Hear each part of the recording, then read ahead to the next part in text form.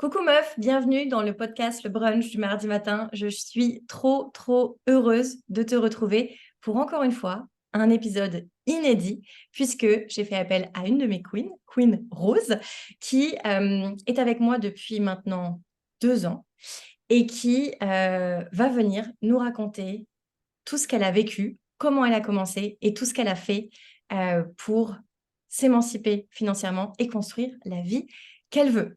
Donc, sans plus attendre, coucou Rose.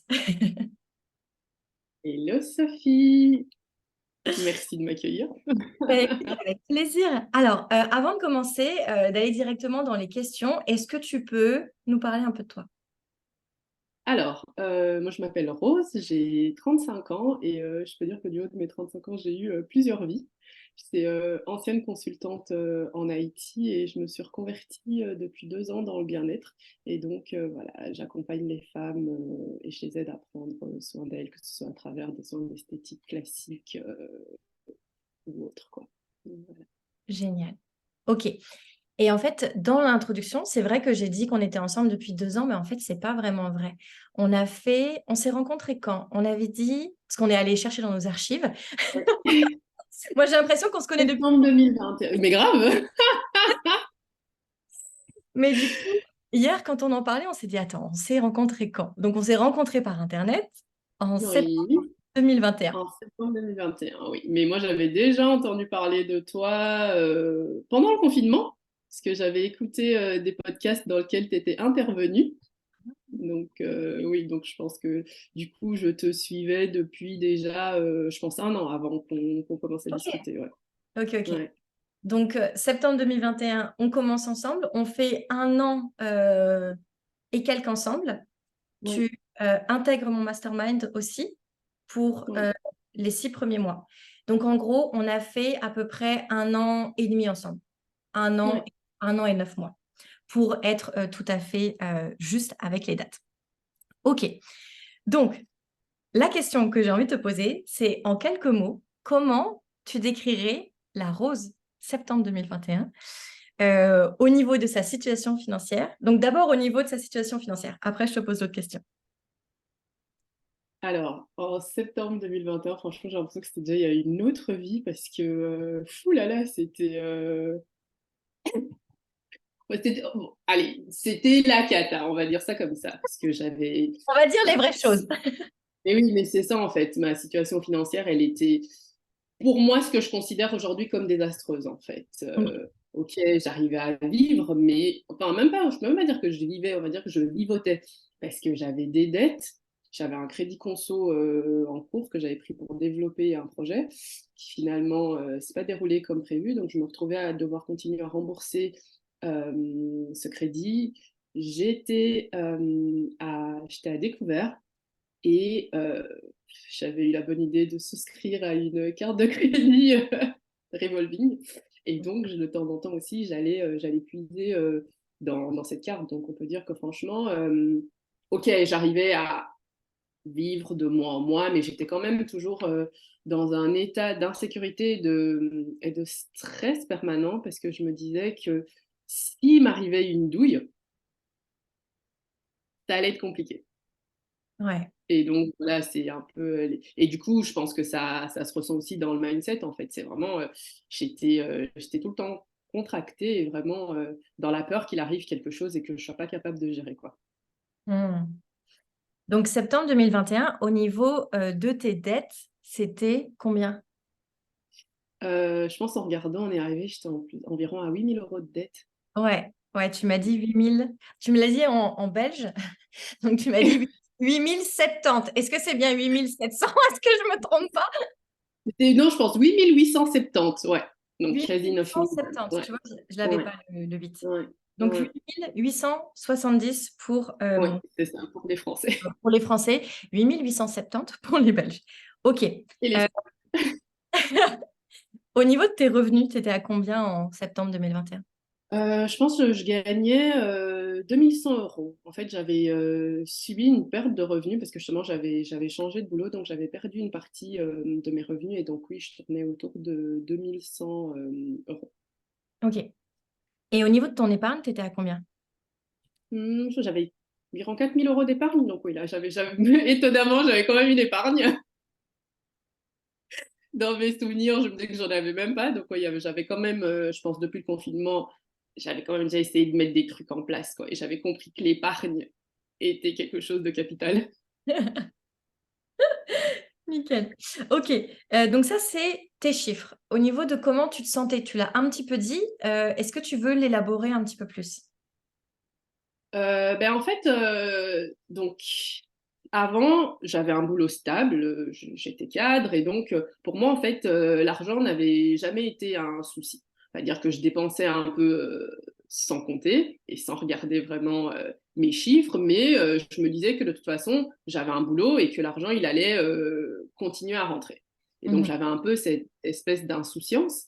Et puis, la vie a fait que finalement, à un moment, je me suis retrouvée sans revenu.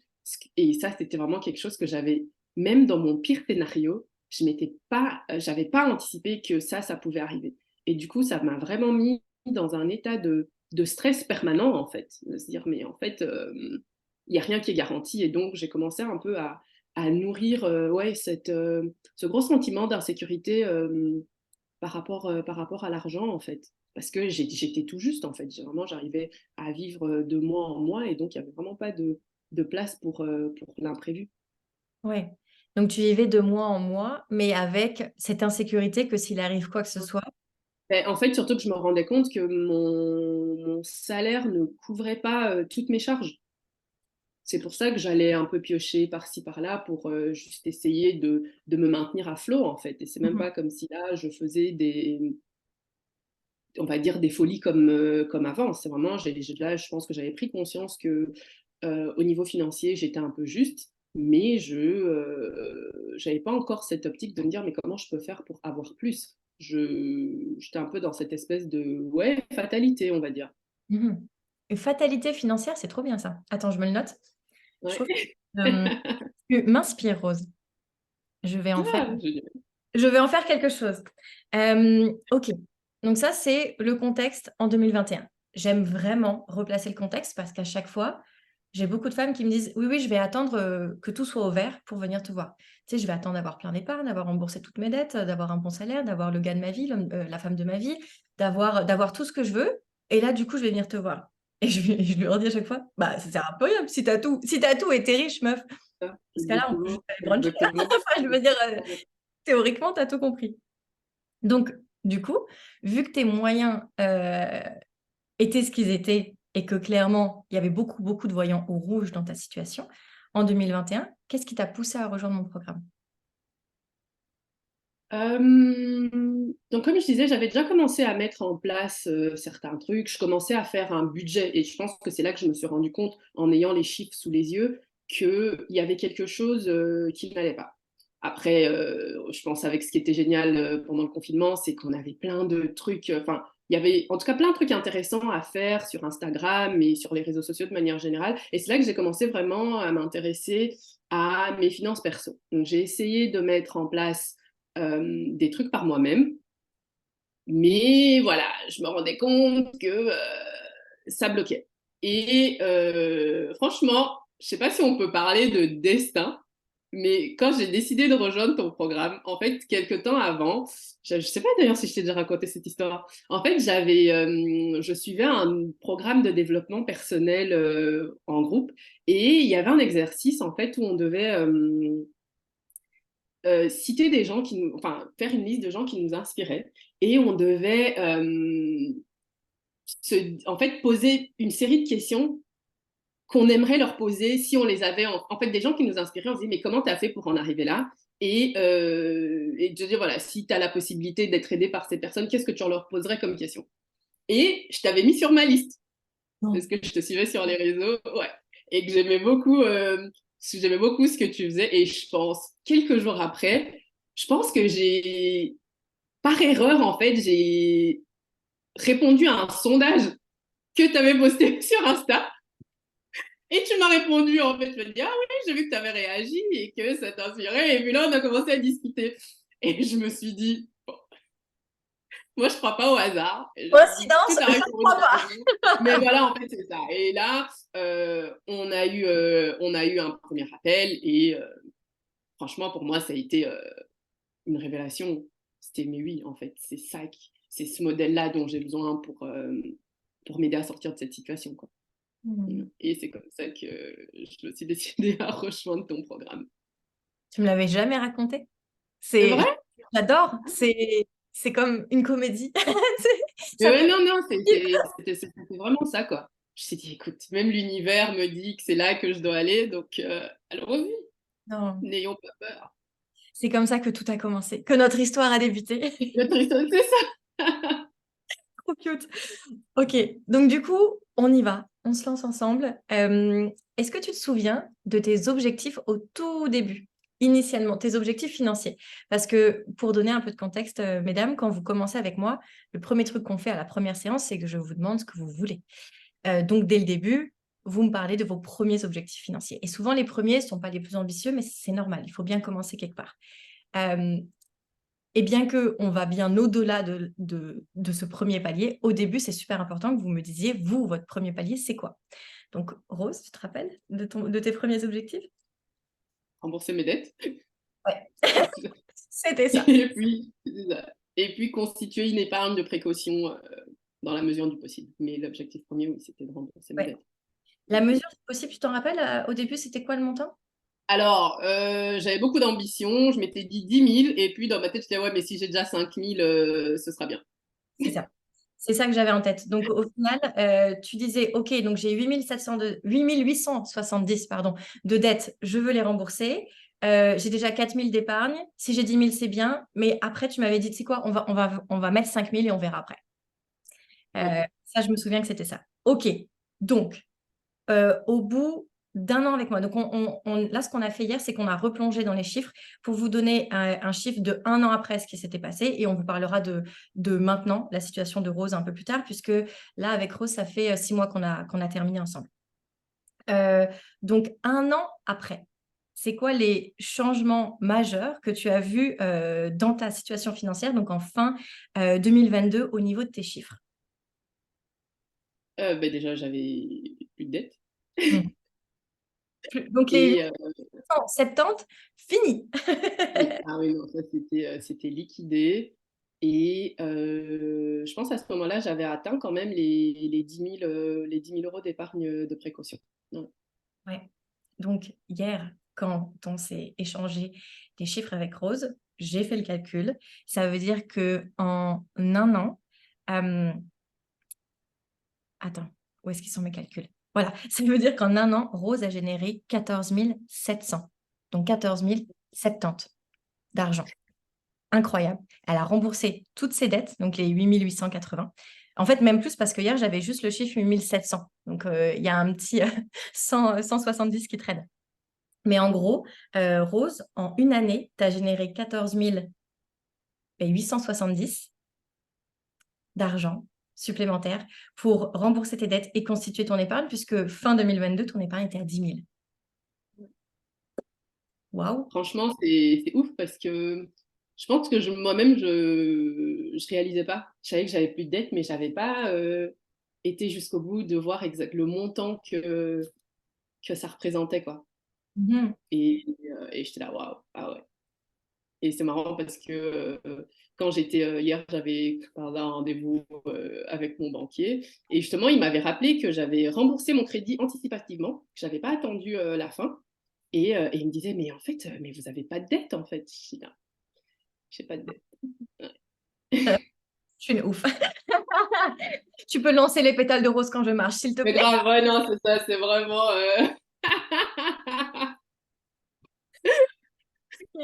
Du coup, avec cette nouvelle situation, en un an, comment tu te sens? Comment tu te sens en fin 2022? Franchement, je pense que j'avais jamais atteint ce niveau de sérénité, en fait. Et surtout de me dire que ben, peu importe ce que l'avenir me réserve, je peux le faire. Et même si je l'espère pas, mais voilà, on ne sait pas ce que nous réserve l'avenir. Mais en fait, j'avais cette certitude que no matter what, je m'en sortirais en fait. Et j'avais vraiment aussi en fait pris conscience de ma capacité à générer de l'argent Mmh. et que je me disais: «Allez, c'est bon, C'est bon. quoi qu'il arrive, on saurait quoi faire, quoi». Ouais et ça, c'est vraiment, ça fait du bien, quoi. C'est vraiment, ouais, c'était vraiment comme si on m'avait enlevé une épine, du pied et que j'avais vraiment, pris conscience, en fait, de ce dont j'étais capable. Trop beau, trop, Mmh. trop beau. Et d'ailleurs, ça, c'est aussi un morceau dont on n'a pas, parlé. Donc avec Rose, on a beaucoup travaillé sa situation, financière et sa situation, perso. Mais il y a eu aussi un volet pro parce que ce que vous ne savez pas, c'est que, professionnellement, Rose s'est lancée, à son compte. Est-ce que Ouais. tu peux nous parler un petit peu de l'évolution de tes tarifs, et du coup de l'argent que tu as généré, quand on a été ensemble? Ah Et là là, là là là là. alors, Alors, tu même pas obligé de nous dire exactement combien, tu peux juste nous dire en fait, quand on s'est rencontrés, je venais de finir j'avais repris des études d'esthétique et donc je voulais me lancer. Mmh. Mais du coup, je pratiquais un peu juste, sur mes amis, mais je pense que je demandais, 15 € pour des prestations. Ouais. Clairement pas assez pour en vivre et oui, aujourd'hui, je pense que oui, ma prestation la moins chère, elle est à 50 €. Mmh. Ouais. Ouais, On avait multiplié par 3 et par 4. 3,5, ouais, c'est ça, ouais. Par Mmh, 3-4 dans tes ouais, tarifs, ouais. ouais, Ouais, ouais. Je me rappelle qu'au début, tu me disais, «Je peux faire 100 ou 200 € par mois» et à la fin, c'était plus: «Bon, je vais plutôt faire 800 000 et encore, ouais, si ouais. je pousse pas trop au Mais niveau en du fait, c'est ça. C'était vraiment ça, si je pousse pas trop. si je pousse pas trop, parce que ton objectif, et qui est encore ton objectif actuel, ce que vous ne savez pas, c'est que Rose, c'est quelqu'un qui se forme énormément et qui a des grandes ambitions et qui du coup, son temps est précieux. Donc elle est très consciente, du temps et de la vie et ça, c'est je pense que c'est une très, très belle valeur. Donc oui, elle travaille pour gagner, des sous, mais elle aussi, elle vit pour vivre et pour apprendre et Exactement. pour s'enrichir personnellement. Donc ça, c'est un équilibre en fait que tu avais déjà même avant qu'on commence à travailler ensemble. Ouais. OK, donc comment te sens-tu maintenant par rapport à ta Ah situation mais moi, financière? je me sens comme une ouf là. Une ouf parmi les oufs. En fait, je me dis qu'il y a rien qui peut m'arrêter. Après bon, notre cerveau est ce qu'il est et que de temps en temps, il y a des petits mind drama et des petits doutes qui s'installent, mais même dans ces moments-là, en fait, ça passe. Il suffit que je me pose, en fait et que vraiment, on me dit: «Les chiffres, ils parlent, les chiffres, ils mentent pas» et donc oui, de les voir, ça me permet de me dire: «Bah, en fait» et de me dire surtout: «Je perds rien à essayer. Mmh Au mh. pire, un mur, hein, mais ça, je pense que je survivrai» et donc c'est vraiment, d'essayer, vraiment d'essayer de nouvelles choses et surtout, d'investir en moi. Mmh. Si, si tu pouvais, non, attends, je reformule ma question. Si quand on s'était eu au téléphone en septembre 2021 et que je t'avais dit: «Non mais t'inquiète, tu vas briller comme jamais et en une année, tu vas générer genre 14 870 de surplus. Tu vas rembourser tes dettes, tu vas avoir de l'épargne, tu vas pouvoir financer tous tes projets, toutes tes formations, tout ton entrepreneuriat». Tu m'aurais dit quoi à l'époque? Je saurais rayonner. Parce que moi, je suis quelqu'un d'assez sceptique, en fait, donc j'aurais dit en fait, je pense, j'aurais peut-être été: «Mmh, ouais, bon, ça peut te faire plaisir, allons-y», mais sans vraiment y croire dans le fond, quoi. Ouais, comme quoi, hein? Comme quoi et tu sais quoi? J'ai hâte de voir, la Rose dans 1 an, 2 ans, 10 ans, Ah, 15 mais moi aussi. Ah, ans. moi aussi, j'ai trop hâte de voir celle que je serai dans un an, parce que je ça peut être que mieux, quoi. Ouais, parce que c'est ça qui est incroyable, une fois que tu as fait le cycle complet d'un enrichissement, donc pour toutes celles qui savent pas exactement, ce que ça veut dire, allez regarder l'épisode où je parle des saisons, parce qu'avec Rose, on a fait les 4 saisons de l'argent. Donc une fois que tu as compris, la saisonnalité des 4 saisons de l'argent et ce que ça prend pour monter de palier d'enrichissement en palier d'enrichissement, après c'est à vie que tu le fais et c'est ça Exactement. et tu C'est tout. Oui, non, c'est es tout. vachement autonome en fait après. Ouais. Ouais, non, c'est ça, c'est une petite anecdote, la dernière fois, je parlais avec une de mes cousines et je me disais: «Mais Cré, mais comment tu fais, quoi?» Mmh. Parce qu'on parlait d'argent et je lui disais: «Ah oui, mais ça, ça, c'est quelque chose que je fais, mais moi, je crois que maintenant, je vais commencer à facturer pour ça, parce que ça me prend quand même du temps et tout. Et elle était, oh, tu vas oser demander de l'argent pour quelque chose que tu fais naturellement? Je dis oui, moi, je le fais naturellement, mais si quelqu'un d'autre devrait le faire, je pense pas qu'il le ferait avec autant d'aisance que moi. Donc oui, c'est un skill que j'ai. Et à partir du moment où c'est un skill que j'ai, pourquoi ne pas capitaliser dessus? Et elle me disait, ouais, mais t'as raison, parce que je suis sûre qu'en plus, personne dira non, parce qu'ils ont quand même besoin que tu fasses ça pour eux. Mhm. Trop bien. Là, mesdames, c'est quand on fait la saison de l'été où je Ouais. transforme mes queens en money makers et où je les éveille sur, OK, qu'est-ce qui a de la valeur? C'est quoi ta zone de génie? Qu'est-ce que tu peux créer comme good money, c'est-à-dire de l'argent qui va te faire du bien à toi et qui va faire du bien à la personne qui achète et qui va du coup nourrir ton système. Et nous, ce que je dis souvent aux queens, c'est que je ne veux que de la good money, que de l'argent qui fait du bien et à toi et à celles qui payent et à ceux qui payent. Donc, c'est exactement ce que fait Rose avec brio maintenant, puisque après 1 an avec moi, tu es complète. Tu es complète pour rouler à vie dans l'expression. Dans toutes les sphères, je l'applique dans toutes les sphères, quoi. Après, bon, ça, plus jeune, on me disait souvent, ouais, mais en fait, toi, t'aimes trop l'argent. Et je sais que plus jeune, ça me titillait un peu parce qu'il y avait toujours, quand on te dit t'aimes trop l'argent, t'as toujours un peu cette connotation de, comment on dit ça en français, greed. Ouais. Greed, Ouais. c'est quand tu cours après l'argent, c'est quand tu es. Et Alors, attends, c'est c'est- ce mot-là. Comment t'as dit? Non, Ouais. c'est quand. Attends, je l'ai pas la traduction, je vais juste regarder sur Internet. Ouais, désolée, il y a trop de mots qui sortent en. L'avidité, quand tu es Oui, avide. voilà, c'est Ouais. ça. Voilà, c'est ça. Ouais. Et pendant longtemps, je voyais ça comme quelque chose d'assez péjoratif. Et maintenant, c'est juste, bah, c'est pas de l'avidité, c'est juste, j'ai conscience de ma valeur et de ce que j'apporte. Et finalement, c'est un échange, comme tu disais tout à l'heure. C'est finalement la personne, elle a besoin qu'on fasse ça pour elle. Moi, je peux le faire facilement. Tout le monde y gagne. Exactement. En fait, Mhm. l'avidité, ça existe que quand tu as un problème avec l'argent et que l'autre personne qui le reçoit a un problème. L'avidité n'existe pas quand tu crées quelque chose qui a une valeur, une excellente valeur, que toi, tu es persuadé que cette valeur va avoir un impact positif sur la personne et que la personne qui l'achète est persuadée que ça va avoir un impact positif sur sa vie. C'est ce que je dis dans ce cas-là, c'est de la good money. C'est de la bad money quand il y a aucun de ces critères-là qui sont considérés. Dans ce cas-là, oui, c'est de la bad money. Et dans ce cas-là, n'y allez pas. C'est aussi simple que ça, en fait. Mais il n'y a pas d'avidité, en fait, quand tu fais les choses correctement. C'est ça qui fait beaucoup de sens dans nos money systems une fois qu'on a compris tout ça. OK. Qu'est-ce qui t'a plu le plus pendant nos moments ensemble? Mais tellement de choses. Franchement, parce que finalement, c'est pas juste au sujet de l'argent. Pour moi, c'est vraiment un état d'esprit global, en fait. C'est ce que tu appliques pour l'argent. Ben, pour moi, j'ai pu le répliquer dans les autres domaines de ma vie, en fait. Et ça, oui, pour moi, c'est vraiment la valeur. C'est, OK, il y a les chiffres, mais il y a aussi, finalement, le mindset que j'ai pu acquérir à travers ton accompagnement. Trop bien. Trop bien. Et qui aujourd'hui encore m'aide énormément. Et ça, vraiment, c'est un truc que je reçois beaucoup, des femmes qui me disent, à la base, on rentre chez toi pour l'argent et on ressort de là, oui, on a de l'argent, on a gagné de l'argent, mais on a surtout gagné en vie. Et je trouve que c'est trop beau parce que c'est pas que j'y aurais pas pensé, mais quand j'ai commencé, je parlais vraiment que d'argent.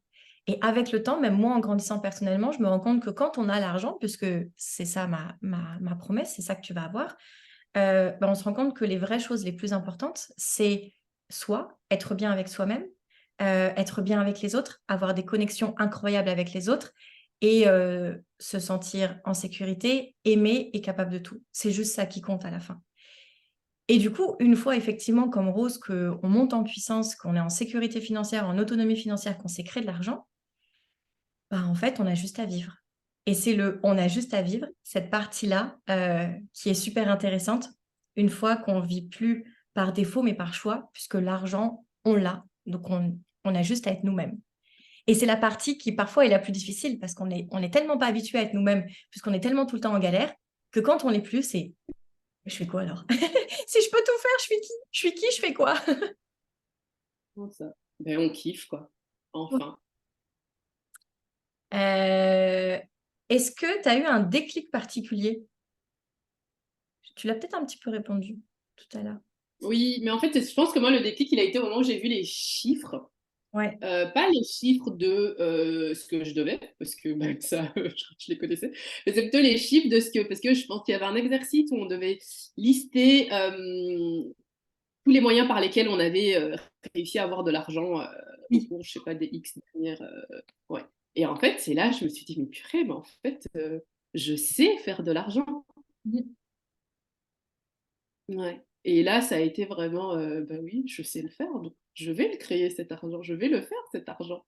La vie m'a montré que j'étais capable de le faire, donc Je, continuons. je continue. Nickel. Euh, En une phrase, ce serait quoi l'impact de nos moments ensemble, donc de tout l'accompagnement sur ta vie? Ah, franchement, je pense que l'impact, il a été mais, immense. C'est vraiment au-delà même de ce que j'aurais pu imaginer. Et je pense que c'est vraiment, ce programme, il a changé ma vie, en fait. Il a vraiment changé ma vie pour un mieux. Non. Ça a été vraiment plein de prises de conscience. Et, euh, et je pense qu'au-delà de ça, parce que je pense que ça, on ne l'a pas encore abordé, mais c'est aussi finalement les liens qui se créent Mhm. avec les autres filles. Ouais. Parce que moi, je sais que bah, quand j'ai commencé à m'intéresser un peu à toutes ces questions de finances perso et d'indépendance financière, je me sentais un peu seule parce que dans mon entourage, les gens, ils étaient un peu enfermés dans leurs idées sur l'argent. Et moi, je voulais parler d'argent parce que en fait, moi, comment dire ça, j'aime beaucoup apprendre des autres. Et donc, de savoir comment les autres font m'inspire. Mais je trouvais pas ça, en fait, autour de moi. Bon, après, j'ai eu la chance qu'une de mes amies embarque dans le programme, mais aussi de me faire genre vraiment des vraies amitiés. Quoi, Caroline? Et donc, oui, et en fait, c'est ça, de juste pouvoir être avec finalement des gens où on peut parler d'argent sans passer pour une espèce de rêveuse, de perché, et en fait, et de pouvoir juste parler de chiffres et que les gens ne soient pas choqués par, ouais, on parle de 10 000, on parle de 50 000, Mhm. voilà quoi. Et donc ça, pour moi, ça a été aussi, ça a vraiment fait du bien d'être entourée de gens qui pouvaient entendre ça et avec qui j'en pouvais vraiment parler de manière totalement décomplexée. Ouais. Mhm. Parce que la chose que celles qui nous écoutent ne savent peut-être pas, c'est que quand tu rentres dans mon mastermind, tu as accès à un groupe WhatsApp sur lequel les queens peuvent parler entre elles quand elles veulent. Donc, comme j'en ai plusieurs sur plein de créneaux horaires, plein de fuseaux horaires, clairement, c'est du non-stop. Alors, tu interagis ou tu interagis pas, tu fais comme tu veux, mais si tu veux du soutien, des idées, de partager des belles choses, partager des choses qui te font plaisir sur le moment ou que tu as juste besoin de soutien, à n'importe quelle heure du jour ou de la nuit, sur le groupe, on est toutes là pour toi. Et je serais curieuse que tu racontes le petit bout, parce que là, tu as parlé de Caroline, donc raconte-nous. Donc, en plus du fait que tu as lié des amitiés à distance par WhatsApp, que s'est-il passé d'autre? Raconte-nous. Alors, Caroline, c'était assez marrant parce que moi, autant je suis quelqu'un de très, on va dire, sociable, je suis vraiment très à l'aise avec les gens, mais je fais jamais le premier pas. Mhm. Et un jour, je reçois un message de Caroline qui me dit, ah oui, j'ai vu que tu avais un numéro belge. Donc je dis, voilà, je vois on est deux Belges dans le groupe. Est-ce que ça te dit qu'à l'occasion, on allait boire un café? Et je dis, ah ouais, écoute, super. Pause.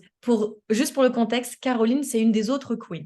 Voilà. Oui, oui, c'est ça. Oui, en fait, c'est ça, c'est ça. Caroline, c'est une autre queen du groupe. Et donc, Et donc, voilà, on s'est vu une première fois et puis on a instauré nos petits dates mensuels où on pouvait, voilà, parler d'argent, de elle. Parce qu'en fait, c'était ça, en fait, comme je disais, moi, ça m'intéresse de savoir ce que les autres font de leur argent et comment ils le gèrent. Parce que je trouve qu'il y a toujours quelque chose, il y a toujours des trucs à apprendre. Et donc, on parlait de ça. C'est ah oui, et toi, qu'est-ce que tu fais de ton argent? Où est-ce que tu le places? Ou... Vraiment des échanges et on a continué. On a été voir la Coupe du Monde de rugby ensemble et voilà, on fait toujours, là, il me propose toujours plein de chouettes activités et c'est vraiment devenu une amie et c'est voilà, on est au-delà du, bien au-delà du mastermind quoi. Les belles choses qui se passent dans le mastermind. Et tu vois, ça fait partie des choses que j'aurais pas pu imaginer. Bien sûr que je pouvais imaginer que vous alliez sortir des dettes, sortir du déficit, créer des épargnes, avoir suffisamment d'argent pour financer vos projets, pour les investir là où ça vous fait plaisir, et que ça allait vous transformer. Mais à chaque fois que j'entends ces belles histoires, je me dis, oh mon Dieu, c'est... Ouais, c'est J'aurais ça, comme pas pu l'imaginer, mais je trouve ça fantastique que ce soit un effet... En fait, c'est un effet secondaire plus puissant que tout ce que j'aurais pu imaginer. C'est trop, ouais. trop. Et puis, il n'y a pas longtemps, truc aussi trop, trop cute, j'étais tranquillement en train de vivre ma vie. Je vois une photo qui arrive sur le groupe WhatsApp. Que vois-je? Six queens